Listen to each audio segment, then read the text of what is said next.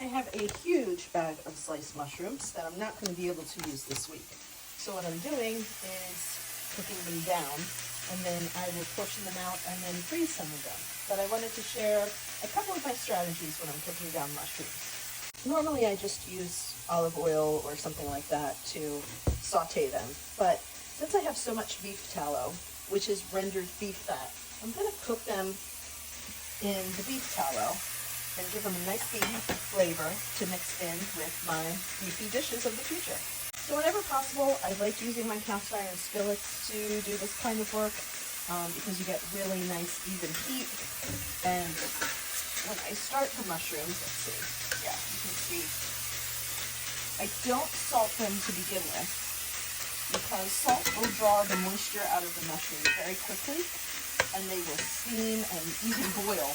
But they will not brown. So when I want to brown mushrooms, I salt later in the cooking process. All right, I'm doing double batches today because I have so many mushrooms to cook. I'm fortunate that these came to me pre-sliced.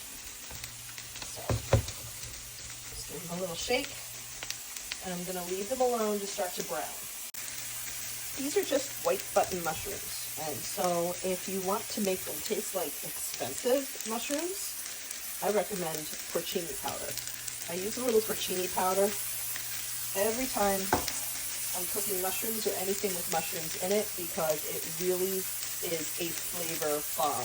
And I just sprinkled a little, you'll notice. You don't need a lot, but I will sprinkle a little in every batch that I'm doing. So now that this batch is nearly done, pretty well blended. I can't talk. So now that this batch is nearly done, it's pretty well browned, I'm going to start seasoning it. I'm just going to do some salt and pepper. So a nice pinch of kosher salt and some pepper.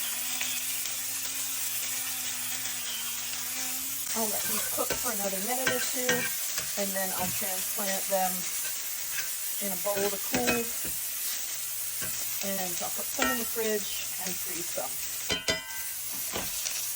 And I have another batch in, and I scoop these out. I'm going to taste test one of these. Oh my gosh.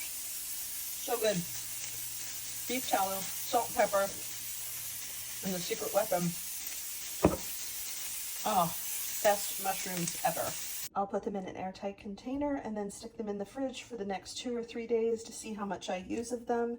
And then whatever I don't use, I will portion out into probably 8-ounce portions and freeze them.